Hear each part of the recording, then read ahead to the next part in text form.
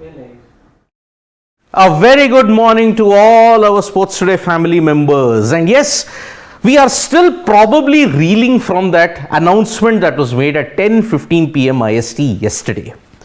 The Indian cricket team for the 3-match T20I and 3-match ODI series against Sri Lanka was finally announced after a lot of speculation, after a lot of names were dropped. However, when it was announced, there were some surprises. None more so than Rishabh Pant. He was omitted from both the ODI and the T20I contests against Sri Lanka. And Shikhar Dhawan was also left out of the ODI squad. So does that mean it is the end of the road for Shikhar Dhawan when it comes to playing for India? If it is yes at this point in time, then it is the end of a very great career for India. But the musical chairs that is revolving around Rishabh Pant, Sanju Samson, Ishan Kishan, it seems to be really confounding. Now, what has happened? Sanju Samson was touted as a finisher's role when India last played against South Africa before the T20 World Cup. Now, what has changed? Rishabh Pant missed 3 ODIs against Bangladesh because he was given medical advice by the BCCI that he should rest. That ensured Ishan Kishan sprungboard into the Indian cricket team. How was that? That 210 that he hit in the third and final ODI has really jumbled up the composition yet again. Ishan Kishan, we have to know that he deserved the chance. He grabbed it with both opportunities. So, what are you going to say? What about Rishabh Pant? Agreed, his T20I form was not great at all. Whatever the chances he got in the T20I format, he bungled it up. But what about ODIs? Remember, he did not have a good time in New Zealand. After missing the first ODI, he played a couple of games, but then after that, prior to that, he had a pretty decent white ball series in South Africa and also in England. So, in the space of 3 months, September, October and November. Now we are heading into the fag end of December. What has changed? And that is why Rishabh Pant's omission from the white ball series is probably sending a wrong message. Perhaps he could be back for the New Zealand series. But looking at the short turnaround that is there, we doubt that Rishabh Pant will even be available for the New Zealand series. And this has not made many fans happy. They have said Rishabh Pant dropped from limited over squad in the upcoming home series against Sri Lanka is not a good decision ever made by the BCCI. The left-hander wicketkeeper batsman gives you performance and has been consistent presence in all the 3 formats in the last 2 years. Consistent presence, yes. Consistent performer, not in the T20Is. ODIs, probably yes. Tests, he was your ultimate match winner. The biggest mistake by Team India, less than 9 months away from the ODI World Cup and you drop a match winner Rishabh Pant. Other than Hardik Pandya, Rishabh Pant can win a game single-handedly. What do you do with Rishabh Pant? What are you going to do with him? Because at the end of the day, do you need him? Don't you need him? Or do you not want him? These 3 questions heading into the ODI World Cup now will gain even more traction because look, they are only 10 months away now. We are only 10 months away from the ODI World Cup. You have 9 ODIs prior to the IPL and then August, September you are going to have the Asia Cup, which will be an ODI format. June and July you will have some series slotted in. What are you going to do? Will you once again repeat the mistake of 2021 and 2022 wherein you do not have a team composition? Okay, 1 knock and you're in. Is that the criteria? Well, if that's the case, then it didn't work for Rishabh Pant. It certainly worked for Ishan Kishan. Fans are not happy and fans are trying to give up on the sense of what to make of this Indian cricket team selection. Yes, Hardik Pandya was expected. Rohit Sharma was expected to lead the ODI team. But 2 captains in the white ball format now, it's a big generational change in Indian cricket. So from the chaos of the Indian cricket team, we now go across the border into Karachi where they are playing at the National Stadium pitch. Pitch?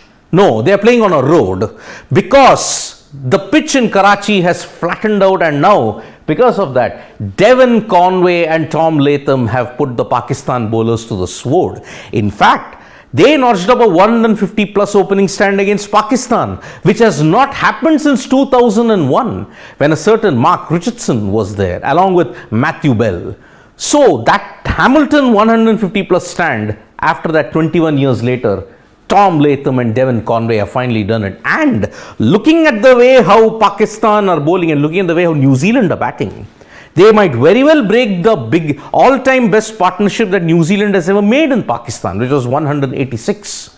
So New Zealand and Pakistan are probably playing out a dull draw at Karachi. And once again it raises the question, can't Pakistan prepare very good wickets?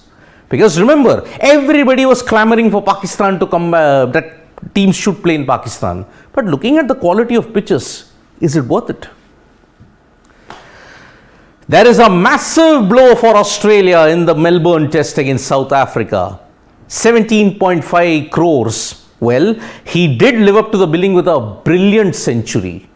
With a 5-wicket haul rather. But Cameron Green unfortunately has been ruled out of bowling in the Melbourne Test, and he's also out for the Sydney Test because it's confirmed he has a broken finger.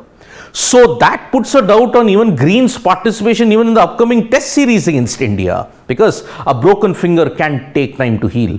Mitchell Starc is also injured after he suffered a broken finger. So with Starc and Green both out of the Sydney Test, will they make the trip to India? That is one thing that Australia will really be praying for, because losing Starc and losing Green will be a body blow for Australia in the series in India. So fingers crossed indeed that Cameron Green recovers, and hope that he can make an impact in India, because remember, after being picked up by the Mumbai Indians for 17.5 crores, he took a 5-wicket haul against South Africa. The adulation that is still surrounding the world following Lionel Messi's FIFA World Cup triumph is still there. Even now, after nearly 10 days, the celebrations refuse to die down. But apparently, Barcelona are not too happy about it.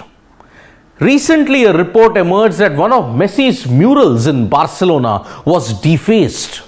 Why is that? After all, Messi did play for over close to 2 decades for Barcelona, right from his youth all the way till his senior years. What has changed? Well, there are reports floating around that Paris Saint-Germain are probably giving him a 1-year extension to his contract, and that has not pleased a lot of Barcelona fans. Remember, Messi left tearfully from Barcelona because the club had no money. Now, with Messi probably staying for 1 more year at Paris Saint-Germain, what's going to happen? The future is very uncertain at this point in time. With one legend celebrating, the other legend is probably now trying to find a club that he can play for in January. Again, there are a lot of reports saying that a medical was done for Cristiano Ronaldo, and that has paved the way for him to join the Saudi club, Al Nassr. Remember, he's been linked to a club, to a transfer to Al Nassr. But is it true?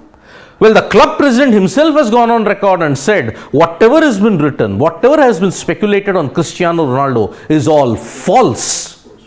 So, is Cristiano Ronaldo really inking a deal with Al Nassr? It remains to be seen now. Remember, Ronaldo is a free agent. Any club can get him. Is he going to Saudi? Will he stay in Europe? It all remains to be seen. The India men's hockey team have reached Bhubaneswar, and they will be preparing for the upcoming World Cup that will be held from January 13 to January 29th in Bhubaneswar and Rourkela. Remember, India are aiming to end 48 years of pain in the World Cup. The last time they won it was in 1975. And since then they have struggled. Prior to the World Cup, they had played a bilateral test series against the Kookaburras, where they were hammered 4-1. Although they beat Australia after 7 years, this will be a tougher assignment for them, because remember, the likes of Australia, the likes of Netherlands, the likes of Belgium will always be a big team. And remember, the last time India played in the World Cup, they had lost to Belgium, they had lost to Netherlands in the quarterfinals, and that was a big blow for them. So for the second consecutive time India is hosting the FIH World Cup, can India make it count? Because remember, 3 teams are the potential contenders, with India being the dark horses. They might be favourites for a semi-final, but after that, it's a lottery. Currently, the chess world is under having the World Rapid Championship, and Magnus Carlsen is in the sole lead at this point in time. He continues to be in great form. There are two Indians also in the fray who are giving him tough competition. They're just a point or 2 points behind him. One is Nihal Sarin, the other is Arjun Ergarasi. These two guys are really the future for India in chess, and we will be hoping that they can at least give Carlsen a very tough fight. But there is a 12-year-old chess player from Uzbekistan who is really making good moves, because remember, he held out one of the seniors to a 132 move draw at the age of 12. It's truly sensational. Remember, Uzbekistan and the former Soviet republics often give you good chess grandmasters. So there will be plenty of fallout from the Indian team selection. I will be back with more videos as to why Ishan Kishan's gotten the nod ahead of Sanju and Rishabh Pant. That video is coming up soon on Sports Today, so subscribe and tap that bell icon so that you know when we go live. Press that like, comment and share button. We are also there on Facebook, Twitter and Instagram. Thank you.